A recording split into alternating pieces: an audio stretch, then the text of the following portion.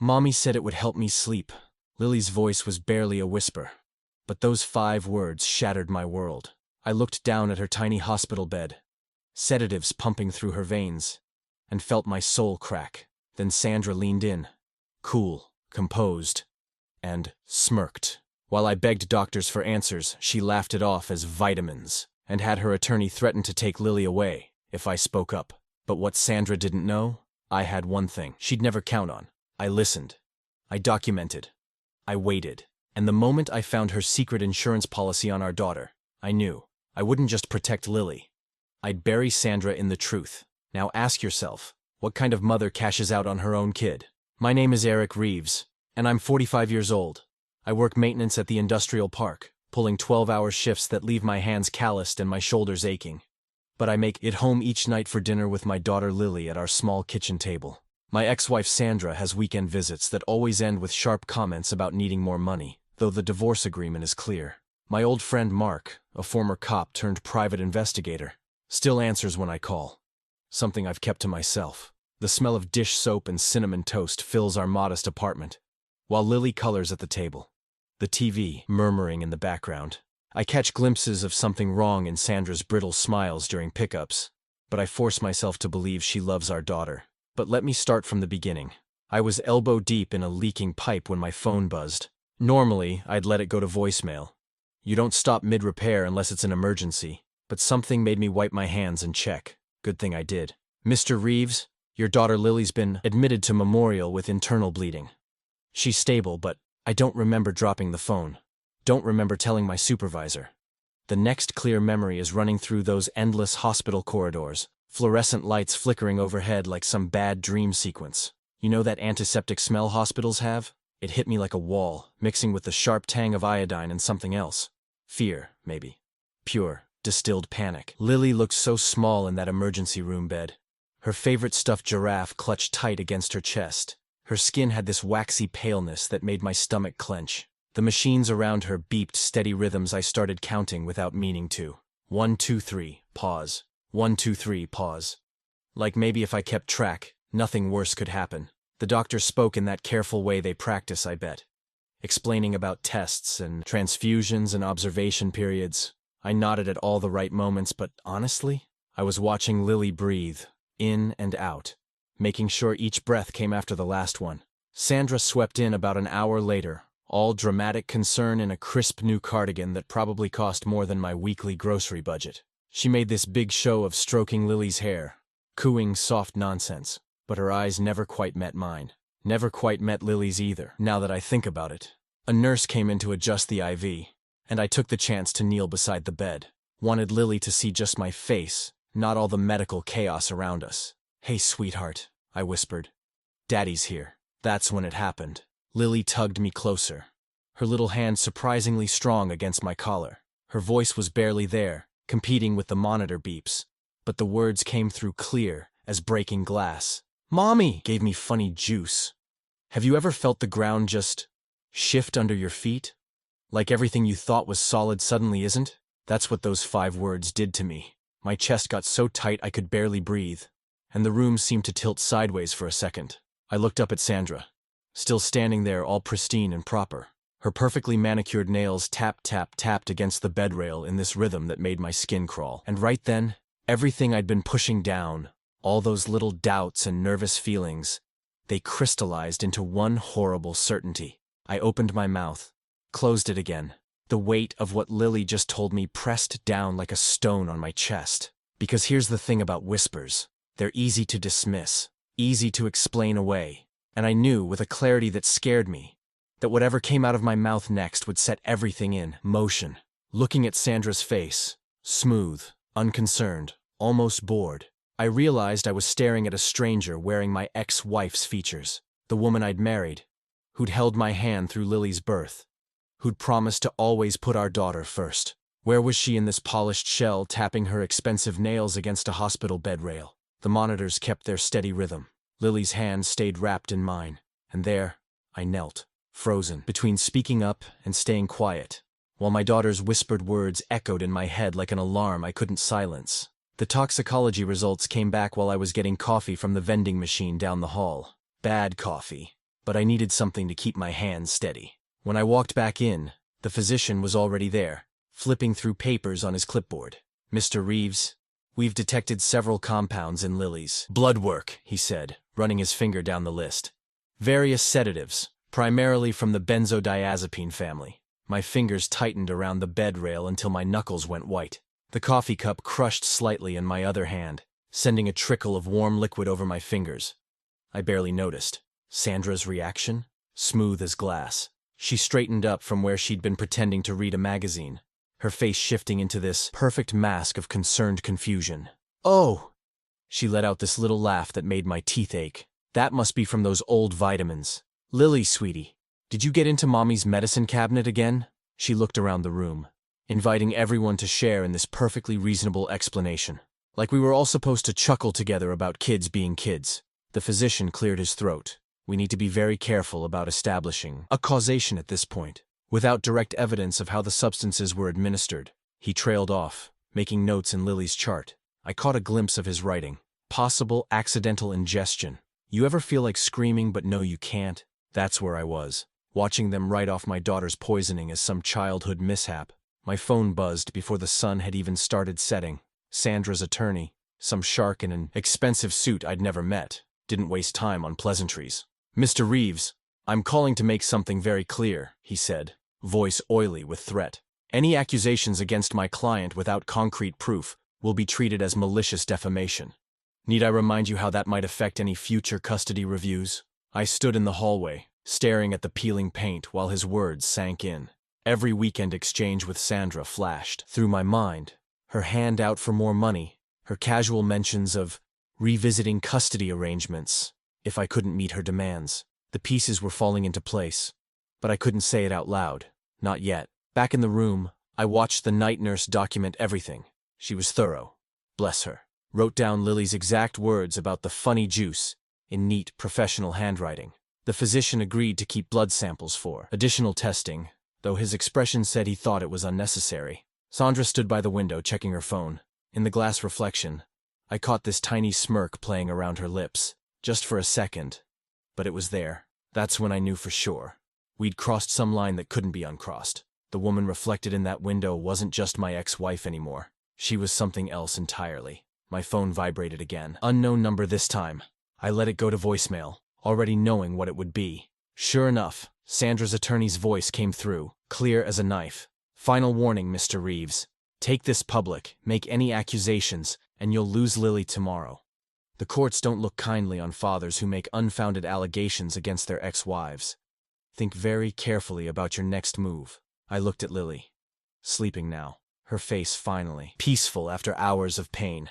Then at Sandra, still standing by the window, still wearing that hint of a smirk. The machine kept beeping its steady rhythm, but everything else in the room felt frozen, waiting to see what I'd do next. The night settled into that peculiar hospital quiet. You know the kind I mean? Not really silent, more like a rhythm of soft beeps and distant footsteps. I'd claimed the chair closest to Lily's bed, the one with the vinyl cushion that squeaked every time I shifted. The fluorescent lights had dimmed to their night setting, casting everything in this weird greenish glow. You learn things sitting in hospital chairs at midnight, like how the nurses' shoes make different sounds on the linoleum, or how time stretches like taffy between vital sign checks. I pulled out this little notebook I always kept in my back pocket, habit from work, writing down maintenance, specs, and part numbers. But tonight, I only wrote 3 words: prove the truth. Simple as that, complicated as hell. The night physician, different guy from earlier, younger but just as careful, came in around 2 a.m. to check Lily's readings. While he was updating the chart, I asked about the blood samples. "All specimens are sealed and logged according to protocol," he assured me, pointing to the documentation. "Each tube has a unique tracking number and timestamp." "I'd like copies of all the forms," I said, keeping my voice steady. "Chain of custody, lab requests, everything." He nodded, probably used to paranoid parents. But I wasn't being paranoid, was I? Not when your kid whispers about funny juice and ends up with sedatives in her system. The social worker showed up before dawn. Hospital protocol when there's any question about a child's safety. She had this clipboard and this look that said she'd seen it all before. I gave her just the facts. Lily's symptoms, her words about what Sandra gave her, the test results. No speculation, No accusations. Just names, times, badge numbers. I wrote everything down in my notebook as we talked, including her employee ID and direct line. The sun was just starting to push some blue light through the windows when Sandra finally declared herself exhausted and headed out, claiming she needed clean clothes. Funny how she waited until the social worker left before making her exit. The moment Sandra was gone, I got to work. First, I took photos of everything. Lily's hospital ID bracelet, the timestamps on her chart, even the barcodes on her medication bags. The night nurse raised an eyebrow but didn't stop me. She'd been watching everything with those sharp eyes nurses get after years of seeing family drama play out in their ward. Medical records is on the first floor, she mentioned casually as she checked Lily's IV. They open at 7. I was first in line when they unlocked the office, request form already filled out. The clerk looked it over, asked for my ID, made copies of everything. Said it would take a few days to process. I could feel time ticking away with every second. You want to know the hardest part? Keeping my mouth shut. Every time I looked at Lily, in that hospital bed, all I wanted to do was grab the first cop I saw and tell them what Sandra had done. But I kept hearing that attorney's voice in my head. One wrong move, and I'd lose Lily for good. The courts don't play around with custody, and an accusation without proof would be suicide. So, I chose patience over fury. Had to remind myself that evidence doesn't care about feelings. It just is. And if Sandra had done this, there would be evidence. Receipts, prescriptions, witnesses, something. You can't poison your own kid without leaving traces. Standing in that hallway, watching the morning shift change bustle around me, I started mapping it out in my head. First stop would be the pharmacy records. Had to find out if Sandra had been filling prescriptions. Then talk to her neighbors, check her credit card statements if I could get them. Mark would know how to get some of that. Legally. Thank God I'd kept his number after all these years. The morning sun was painting stripes across the corridor floor through those wire-reinforced windows. Lily was finally sleeping peacefully. The pain meds doing their job. I watched her chest rise and fall, thinking about how something as simple as breath couldn't be taken for granted anymore. The next afternoon hit like a freight train of paperwork. After making sure Lily was comfortable with her favorite nurse, Katie, the one who'd smuggled in extra pudding cups, I started what I knew would be a long chain of requests and records. First stop, the hospital pharmacy. They had these fluorescent lights that made everything look sickly green, matching perfectly with how my stomach felt. The pharmacist, an older guy with reading glasses hanging from his neck, listened carefully as I explained what I needed. We can provide a report of any prescriptions filled here, he said, sliding a form across the counter. But for other pharmacies, you'll need to contact them directly. I filled out the paperwork, making sure every box was perfect. Can't give anyone an excuse to deny you when you're building a case. While I was there, I set up alerts on my credit monitoring service. Sandra and I might have been divorced, but some of our old accounts were still linked. If she was buying anything suspicious, I wanted to know. Back in Lily's room, I pulled out my notebook and started mapping everything out. Drew a timeline of Sandra's weekend visits, marking every time Lily had complained of feeling sick afterwards. There'd been more than I'd realized. Little things I'd written off as stomach bugs or too much junk food. God, I'd been blind. Mr. Reeves, a lab tech, appeared in the doorway, clipboard in hand. About those confirmatory tests you requested. We should have results within 3 to 5 days. I circled next Tuesday on my phone calendar in red. Felt like putting a target on a ticking bomb. Between calls and forms, I drove over to Sandra's neighborhood. Found myself parked across from her building, watching people come and go. The elderly lady next door was watering her plants. Perfect timing. "Oh, yes," she said, when I asked about Sandra's comings and goings. Always getting packages delivered. Those brown boxes from the internet shopping, you know? Sometimes twice a week. I wrote it down, but it wasn't enough. Online shopping wasn't a crime, even if it made my skin crawl thinking about what might have been in those boxes. My phone buzzed. Sandra, of course. A string of texts about how she'd been praying for Lily's recovery, and how concerned she was. Then the kicker. "Stop harassing medical staff about me." It's pathetic. I hadn't even finished reading when her lawyer's email came through. The cease and desist was wrapped in lawyer speak, but the threat was clear. Pending motions that would protect our client's interests. Each line felt like a noose tightening. I pulled Lily's latest crayon drawing from my pocket. A rainbow over what was supposed to be our apartment building. The edges were already worn from how many times I'd unfolded and refolded it. Looking at those bright colors, something cold and sharp crystallized in my chest. This wasn't just anger anymore. This was purpose. Back in my car, I organized everything I'd gathered so far. Phone photos went to 3 different cloud accounts. Notes were scanned and backed up. I read through the toxicology summary again, focusing on the parts about sedation patterns. The medical terms were like a foreign language, but I'd learned them. Had to. The parking lot was emptying out as evening shift arrived. Rain was coming. You could smell it mixing with the hot asphalt. My phone lit up with another unknown number. I let it go to voicemail. One last text from Sandra popped up. "See you in court sooner than you think." I sat there watching the storm clouds gather, thinking how the weather matched the shadows building around us. The notebook in my lap was getting heavier with each new detail. But it still wasn't enough. Not nearly enough to protect Lily. Debt and discoveries. Morning hit like a sledgehammer after a night of maybe 3 hours sleep. I'd been up organizing files, making lists, trying to piece together this puzzle that kept getting bigger and messier. You know that feeling when you're trying to catch smoke with your bare hands? That was me, grasping at wisps of evidence that kept slipping through my fingers. First stop was medical records. The lady behind the desk had that practice sympathy look they teach in customer service training.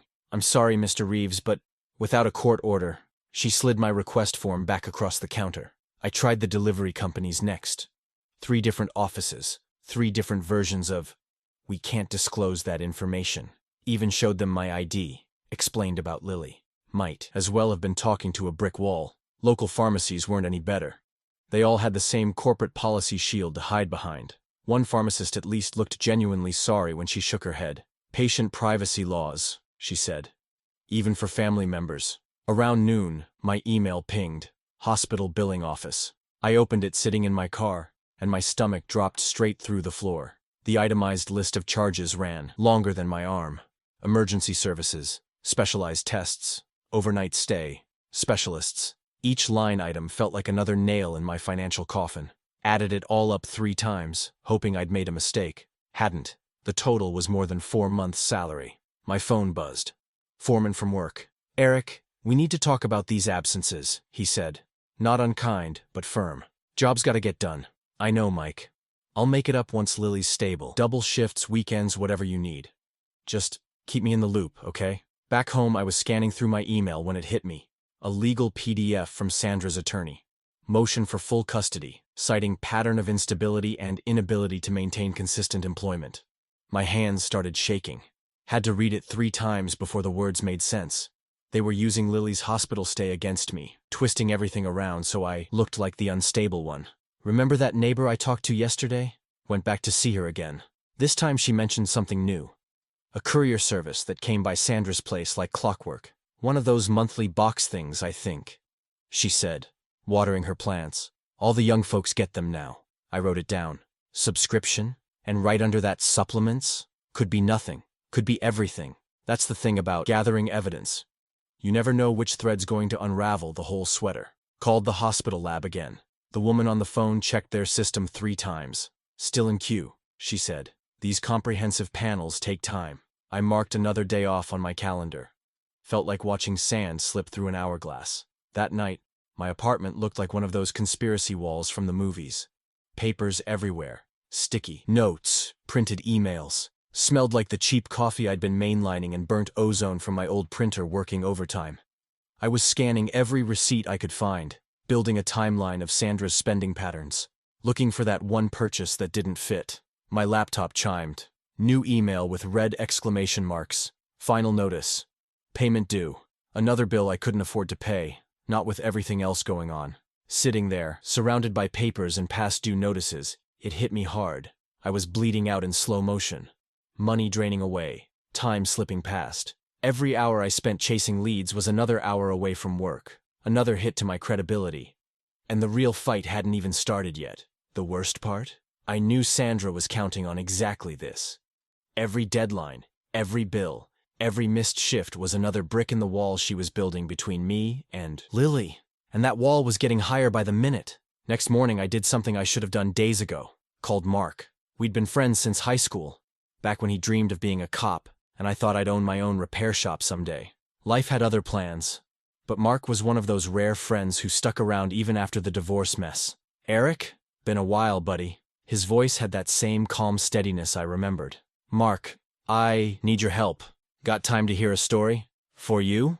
"Always." I laid it all out. Every detail, every suspicion, every dead end I'd hit. No dramatic flourishes, just the facts as I knew them. Lily in the hospital, the sedatives, Sandra's smirk, the mounting pressure from her lawyer.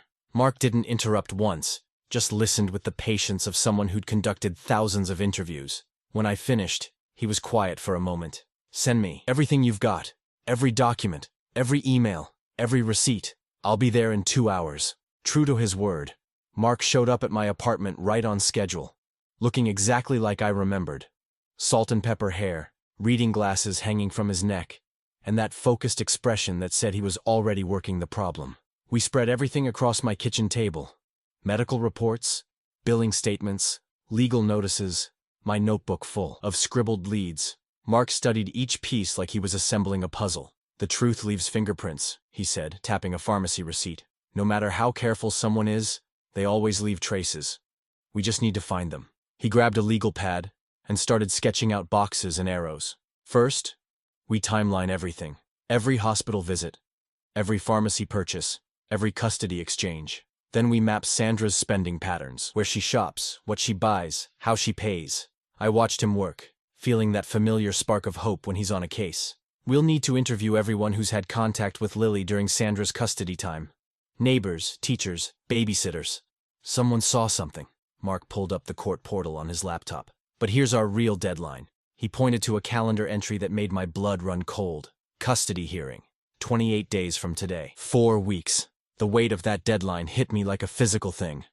28 days to prove Sandra was poisoning our daughter, or I could lose Lily forever. "Every day has a job now," Mark said, already making lists. "Today we hit the pharmacies for surveillance footage. Most only keep it for 30 days, so we need preservation letters filed immediately." We spent the afternoon going from pharmacy to pharmacy. Amazing how different people react when you show up with a former detective who knows exactly what to ask for and how to ask for it. Mark handled the technical language while I filed formal requests to preserve any footage showing Sandra. Around 4, my phone buzzed. Email from the hospital lab. They'd confirmed receipt of a pristine sample for the confirmatory testing we needed. Estimated turnaround time, 2 weeks. I wrote it in my timeline, circled it twice. By evening, we had 3 folders set up on my kitchen table. Medical held all the hospital records and lab reports. Financial contained every receipt, statement, and purchase record we could find. Witnesses was still thin, but we had a solid list of people to interview. Those folders looked like sandbags against a flood. Not much maybe, but a start at holding back the tide that was trying to drown me. For the first time since this nightmare began, I felt something different. Not exactly confidence, more like the first breath of air after being underwater too long. We had a plan. We had a timeline. Most importantly, I had backup. Mark gathered his notes, adjusting those reading glasses. "Get some sleep, Eric. Tomorrow we start interviewing neighbors, and I've got a few contacts in the pharmaceutical supply chain who might be interested in some unusual ordering patterns." That first week, under our 4-week deadline, felt like trying to catch smoke with bare hands. Every promising lead seemed to slip right through our fingers. Mark and I split the interview list. He took the professional contacts, pharmacists, medical staff, delivery services. I handled the neighbors and anyone who might have seen Lily during Sandra's custody weekends. You know what's funny? When you're just making small talk, people can't shut up.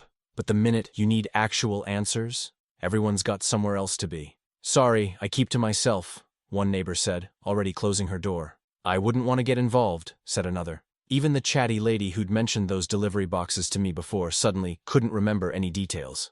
Amazing how a few calls from Sandra's lawyer could reshape people's memories. Mark's spreadsheet was a thing of beauty, though. Every weekend Lily spent with Sandra, every hospital visit, every pharmacy transaction we could trace, all color-coded and cross-referenced. Patterns emerged like ghostly fingerprints. 3 times in the past 2 months, Lily had come home from Sandra's unusually tired. Each time I'd written it off as a busy weekend. Now those dates stood out in angry red highlights. "Look at this clustering," Mark said one evening, tapping his screen. "The timing's too consistent to be random." I knew he was right, but I also knew how judges think. Without hard proof of what caused it, they'll say we're seeing what we want to see. Sandra's attorney wasn't waiting around. Every other day brought a new filing, each one thicker than the last. Parental alienation became their favorite phrase, claiming I was poisoning Lily's mind against her mother. The irony would have been funny if it wasn't so terrifying. I forwarded each document to Mark and our growing case file, trying to stay clinical about accusations that made my blood boil. Remember that overtime I'd been counting on to cover Lily's medical bills? Gone. The foreman's patience finally ran out. The written warning landed in my inbox with all the subtlety of a sledgehammer. Continued unauthorized absences will result in termination. I took the hit and scaled back to regular hours. What choice did I have? Fighting for Lily meant nothing if I lost my job in the process. But man, those hospital bills. Ever tried choosing between your daughter's safety and your own solvency? Trust me, it's not a choice at all. The hospital lab was still our best hope. Real science, real evidence, the kind that holds up in court. Every morning I checked my email hoping for results. Every afternoon, the same response. Testing in process. Mark said we had enough circumstantial evidence to make our case, but I couldn't shake this gnawing fear. One judge, one demand for that single smoking gun we didn't have, and it would all fall apart. You ever stand in front of a mirror practicing what you'll say in court? Sounds crazy, right? But there I was at midnight, coffee cup in hand, running through statements like an actor who can't get his lines right. Your Honor, the pattern clearly shows, no. If you examine the evidence, no, too defensive. That's when my phone lit up. Unknown number. Usually I let those go straight to voicemail. Too many debt collectors, too many legal threats. But something made me pause. Maybe it was exhaustion. Maybe it was desperation. Or maybe it was just time for something to break our way. I set down my coffee mug and stared at the glowing screen. What's that saying about desperate times? Before I could talk myself out of it, I hit accept. Hello, is this Eric Reeves? The voice on the phone was professional, detached. This is Dr. Chen from Regional Medical's Toxicology Department. My grip tightened on the phone. Finally, the results we'd been waiting for. The evidence that would make everything else fall into place. I'm calling to inform you. She paused, and my stomach dropped before she even finished. There's been an incident with the confirmatory samples. What kind of incident? My voice came out steady, but my free hand was already clenching into a fist. The specimens appear to have been misplaced during processing. Each word fell like ice into my gut. We're conducting a thorough investigation to determine... Misplaced? I cut her off. Those samples were logged, sealed. There's a chain of custody. I understand your frustration, Mr. Reeves. We take these matters very seriously. Mark, who'd been reviewing files across my kitchen table, looked up sharply at my tone. I put the phone on speaker just as Dr. Chen continued with her carefully crafted non-answers. Fucking hell, Mark muttered, already scribbling names and timestamps. But we both knew what this meant. Without those samples, without proof of exactly what Sandra had given Lily, we had nothing concrete to take to court. My phone buzzed with a text while Dr. Chen was still talking. The foreman's message was blunt. Shift tomorrow or don't come back. I stared at it, feeling numb. One more impossible choice in a month full of them. After I ended the call, the apartment went so quiet I could hear the refrigerator's steady hum. It sounded like a countdown, like time slipping away. In 1 week, I'd stand in front of a judge with nothing but circumstantial evidence and a father's desperate certainty. And Lily, God, Lily would go back to Sandra's weekends with no one to protect her. We need to pivot, Mark said, breaking the silence. If we can't prove the how, we focus on the why. Follow the money. I barely heard him. Everything we'd built, all the careful documentation and restraint, it felt like sand running through my fingers. I've got nothing left, Mark. No savings, no overtime, no proof. Then we dig deeper. He pulled out a stack of forms. Let me run financial checks, insurance databases. People like Sandra, they don't do this for kicks. There's always a money trail. My hand was shaking so bad I could barely sign the authorization forms. 1 week. 7 days to rebuild our entire case from scratch. The weight of it pressed down until I couldn't breathe. I closed my eyes, fighting the urge to quit, to just lay down and let Sandra's expensive lawyers bury me in paperwork until I never saw my daughter again. The knock at my door nearly stopped my heart. Mark was on his feet instantly, hand moving toward where his service weapon used to ride. Old habits. I checked the time. Midnight exactly. Who the hell? You expecting anyone? Mark whispered. I shook my head and moved toward the door, forcing myself to focus. Whatever else happened, I couldn't give up. Not while Lily needed me. The knock came, again, more insistent this time, pulling me back to the present, back to the search that had consumed my life these past weeks. "Coming," I called out, reaching for the handle. I'd barely slept when Mark burst through my apartment door at 7 a.m., coffee splashing from the cup in his hand. His face had that look, the one I remembered from our college days when he'd solved a particularly tough puzzle. "Got her," he said, slapping a thick manila envelope on my kitchen table. "Got the whole damn thing." I rubbed my eyes, still fuzzy from another night of reviewing documents. "What are we looking at?" He pulled out a stack of papers, laying them out like playing cards. "Remember how I said we needed to follow the money? Well, meet Exhibit A through Z." He tapped one page with his finger. "Life insurance policy. On Lily. Taken out 4 months after your divorce." The room tilted sideways as I grabbed the paper. There it was in black and white. My daughter's name, her birth date, her social security number.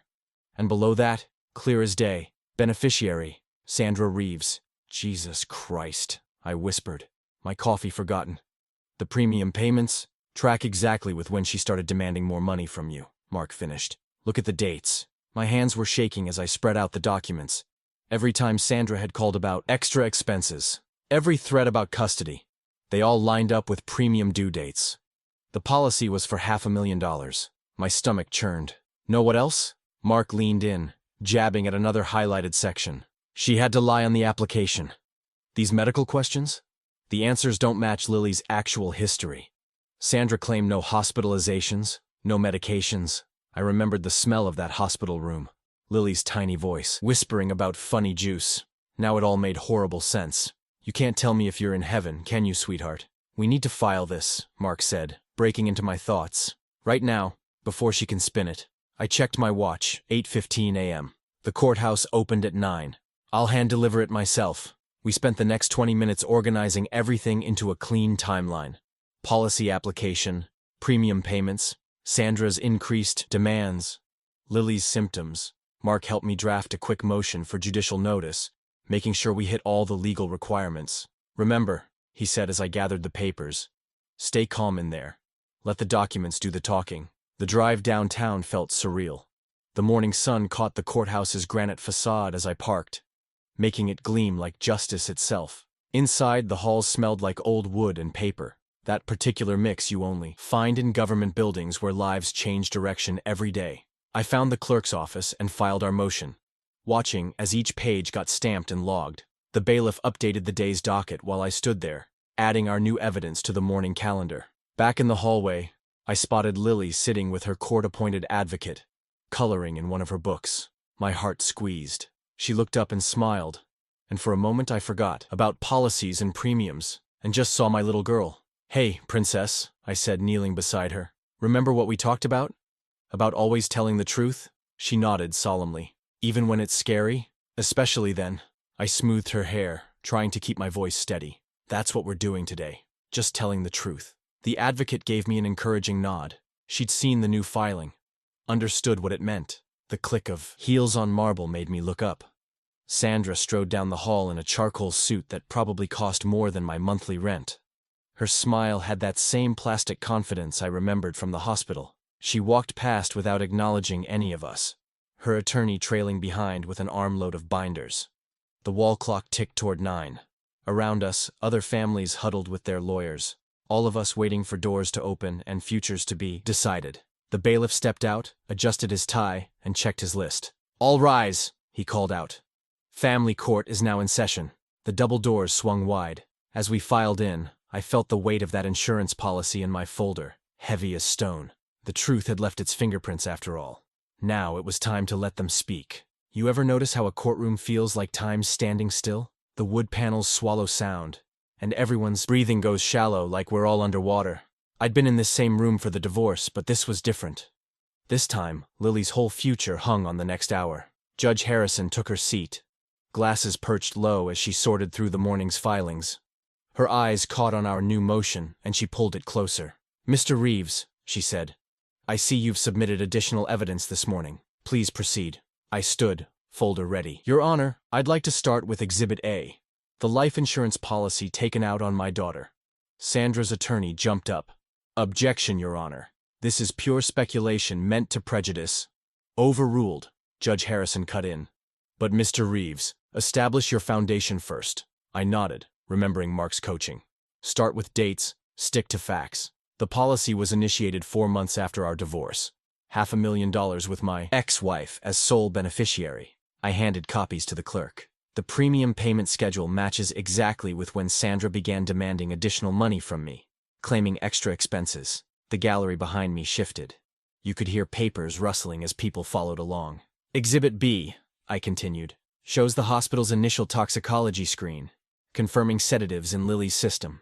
I paused, letting that sink in. And Exhibit C contains the chain of custody logs for follow-up testing. Testing that was mysteriously lost, just as we built our case. Sandra sat perfectly still, but I caught that tiny muscle jumping in her jaw. Just once, then nothing. Your Honor, I said, I'd like to enter Mark Davidson's sworn affidavit detailing our investigation. I handed over the document. Mr. Davidson is a licensed private investigator and former police officer. He can verify every step of our discovery process. Judge Harrison read silently, occasionally making notes. The only sound was her pen scratching paper. Mr. Reeves, she said finally, explain the timeline of your investigation. Yes, Your Honor. We had exactly 4 weeks from Lily's hospitalization until today's hearing. In that time, we documented visitation patterns, medical incidents, and financial transactions. I gestured to the exhibits. Everything pointed to a pattern, but the crucial evidence, those follow-up lab tests, vanished right when we needed them most. The judge turned a page. I see the hospital social worker documented your daughter's initial statement. Was this recorded independently? Yes, Your Honor. I pulled out the social worker's report. She spoke to Lily alone, following standard protocols. The statement matches what Lily first told me about the funny juice. The room went so quiet you could hear the wall clock ticking. Everyone knew what was coming next. Judge Harrison set down her pen and looked straight at me. Mr. Reeves, is your daughter able to speak to the court today? My throat tightened. I glanced at the clock, 9:47 a.m. Then at Lily, sitting with her advocate. Her small hands were folded in her lap, just like we'd practiced. She met my eyes and gave that tiny nod we'd discussed.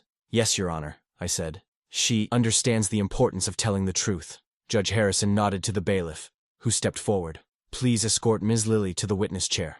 I watched my daughter stand, straightening her dress. She looked so small next to the bailiff, but her steps were steady. The advocate walked with her to the judge's bench, where a lower chair had been placed. Remember what that moment felt like? When your child has to be braver than any kid should have to be? My hands were shaking, but Lily... My God, Lily just walked straight ahead, head high. The bailiff helped her into the chair while Judge Harrison leaned forward, softening her expression. Hello, Lily. Are you ready to talk to me for a few minutes? Judge Harrison adjusted her chair, leaning closer to Lily's level. Sweetheart, I just need you to tell me what happened. In your own words, can you do that for me? I watched my daughter nod, her hands folded just like we'd practiced at home, the same way she'd sat at our kitchen table the night before, determined to be brave. Yes, ma'am, Lily said, her voice small but clear. Take your time, the judge encouraged. Just tell me what you remember about getting sick. The court reporter's fingers hovered over her keys. The gallery behind me had gone completely still. You know that silence that falls right before something huge? That's what filled that courtroom. Lily glanced at me once, then looked straight at Judge Harrison. Mommy gave me funny juice. She said it would help me sleep better. Can you tell me more about this juice? The judge's voice stayed gentle. It was in my blue cup, the one with butterflies. Lily's fingers traced an invisible pattern on her lap. It tasted sweet, like candy medicine. I caught Sandra's tiny flinch. She kept her eyes locked on the table in front of her, not moving. And when did this happen? Judge Harrison asked. At Mommy's house, before I got really sick and Daddy had to take me to the hospital. The court reporter's keys clicked steadily, capturing every word. I remembered holding Lily's hand in that emergency room, watching machines track her vital signs, and felt my jaw tighten. The judge nodded to the social worker. Ms. Chen, please approach. The social worker stood, smoothing her skirt. Yes, Your Honor. You interviewed Lily at the hospital, correct? I did, Your Honor. Standard protocol for suspected poisoning cases. She adjusted her glasses. I spoke with Lily alone, and she gave me the same account she just shared with you. I documented it verbatim in my report. Judge Harrison lifted the hospital records, and the initial toxicology screen showed sedatives? Yes, Your Honor. The results were consistent with the type of sedatives often found in sleep aids. Sandra's attorney shot to his feet. Your Honor, children often misremember events. This could easily be confusion about normal medication. Counsel, the judge cut in. I'm more interested in discussing this life insurance policy. She pulled the documents closer, scanning the underwriting details.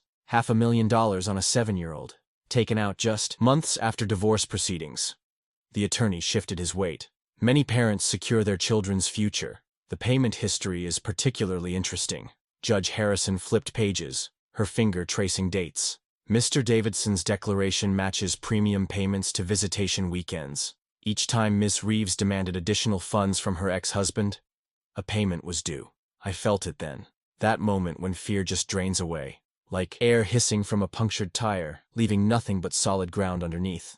I looked at my little girl, still sitting tall in that oversized chair, and pure resolve filled the empty space where doubt used to live. The judge set the papers down and smiled warmly at Lily. Thank you very much for talking with me today. You were very brave. She nodded to the bailiff. Please escort Ms. Lily back to her seat. The bailiff stepped forward, offering his hand. Lily stood carefully, smoothing her dress just like we'd practiced. I watched her small shoulders square up as she walked back, and my chest swelled with a pride so fierce it hurt. She'd done it. She'd told her truth, plain and simple, and not even Sandra's expensive attorney could twist it away. Judge Harrison waited until Lily was seated, then lifted her gavel. The wood gleamed under the fluorescent lights as she turned toward Sandra. Every person in that courtroom leaned forward slightly, holding their breath. You could have heard a pin drop on that carpet. Judge Harrison's gavel came down with a sharp crack that seemed to split the air itself. Based on the evidence presented, including documented toxicology results, witness testimony, and most damningly this life insurance policy, I find clear and convincing proof of endangerment. She fixed Sandra with a stare that could have frozen hell. Ms. Reeves, your custodial rights are hereby terminated, effective immediately. Mr. Reeves will assume sole guardianship of Lily. My hands trembled slightly as I gripped the table edge. After weeks of fighting, of doubts and sleepless nights, those words hit me like a wave of pure relief. Furthermore, the judge continued, her voice cutting through the gallery's whispers, I am directing the clerk to transmit all evidence to the district attorney's office for criminal prosecution. Bailiff, please distribute the orders. The bailiff moved forward, handing copies to both attorneys. Sandra's lawyer flipped through the pages rapidly, his earlier confidence evaporating. Sandra herself sat motionless, that perfect mask of composure finally cracking around the edges. Your Honor, her attorney started to protest, but Judge Harrison wasn't finished. Mr. Peterson, I suggest you save your arguments. Your client is about to need criminal defense counsel. She turned to address the gallery. This court takes a dim view of parents who exploit their children for financial gain. Ms. Reeves, you will remain in the jurisdiction pending criminal proceedings. Right on cue, the clerk's computer pinged with an incoming notification. Your Honor, the DA's office has filed immediate charges. Fraud and child endangerment, both felonies. The gallery erupted in whispers. I caught fragments of shocked conversations, saw reporters slipping out the doors with phones already pressed to their ears. Sandra's name would be in headlines within the hour. Her scheme laid bare for everyone to see. We're adjourned, Judge Harrison announced, rising from the bench. Mr. Reeves, my clerk will provide certified copies of the custody order. Keep them handy. I nodded, still processing the magnitude of what had just happened. When I looked at Lily, she was already smiling up at me, as if she'd known all along we'd win. Maybe she had. The hallway outside was chaos. Camera flashes lit up the marble walls as reporters clustered around Sandra and her attorney. I watched her confident smile freeze into something brittle and false as questions about the insurance policy hit her from all sides. Those damning pages Mark had discovered were becoming her public undoing. Come on, sweetheart, I said quietly to Lily, steering clear of the media frenzy. Let's get some fresh air. Outside, the afternoon sun warmed the courthouse steps. After weeks trapped in fluorescent-lit offices and sterile hospital rooms, that simple warmth felt like freedom. A street vendor had set up near the bottom, selling drinks and snacks to the lunch crowd. Daddy, look! Lily tugged my sleeve, pointing to a display of bright kites dancing in the breeze. You want one? I asked, already reaching for my wallet. After everything she'd been through, everything she'd faced down with such courage, a kite seemed like the least I could do. The red one! She bounced on her toes, and for the first time in weeks, she looked completely like herself again. Just a happy 7-year-old without a care in the world. I bought the kite, a triangle of brilliant crimson with a long tail that rippled in the wind. Across the street, a small park offered a perfect strip of grass for launching it. "Ready?" I asked, helping Lily unwind the string. She nodded, face serious with concentration as she held the kite up. "Now! Now!" She ran forward, and the breeze caught the kite perfectly. It lifted straight up, climbing higher and higher until it looked like a bright red star against the blue sky. Lily's laugh, pure and delighted, rang out across the grass. I squeezed her small hand in mine, watching that triangle of color dance overhead. All the fear and anger of the past weeks seemed to fall away, replaced by something stronger, something built of truth and justice, and a father's unwavering love. Looking down at my daughter's upturned face, glowing with joy as she tracked her kite's path through the clouds, I knew exactly what I'd tell her someday when she asked about this chapter of our lives. A father's honor is a child's greatest shield.